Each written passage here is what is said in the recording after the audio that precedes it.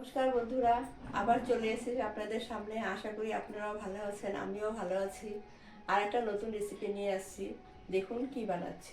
রেসিপিটার নাম হলো পনির ভাপা। তো পনির ভাপার জন্য আমি কি কি নিয়ে নিয়েছি দেখুন।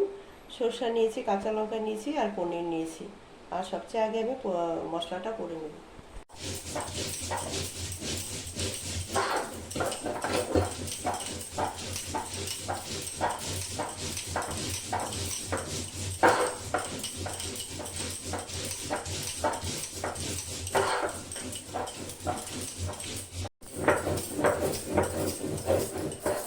মশলাটা আমার বাটা হয়ে গেছে, এখন উঠিয়ে নেব।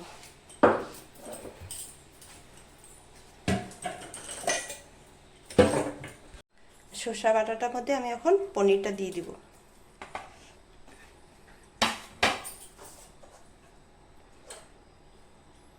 অল্প হলুদ দিয়ে দিব, পরিমাণ মতো লবণ দিয়ে দিব, সরষার তেল দিয়ে দিব, ভালো করে মেখে নেব।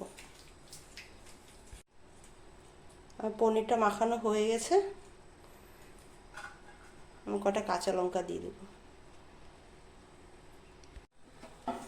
পনিরটা ভাপানোর জন্য জল বসিয়ে দেব।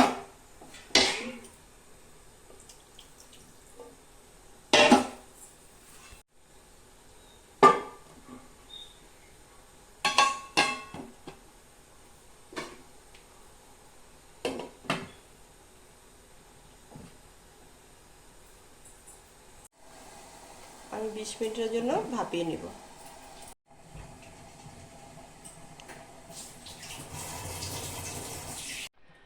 পনির ভাপাটা হয়ে গেছে, আমি এখন নামিয়ে দিব।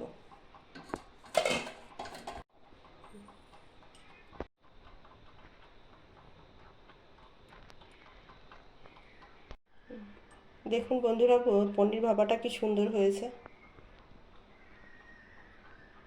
রান্নাটা কীরকম লেগেছে আপনারা কমেন্ট করে জানাবেন, আর চ্যানেলটা সাবস্ক্রাইব করবেন আর শেয়ার করবেন।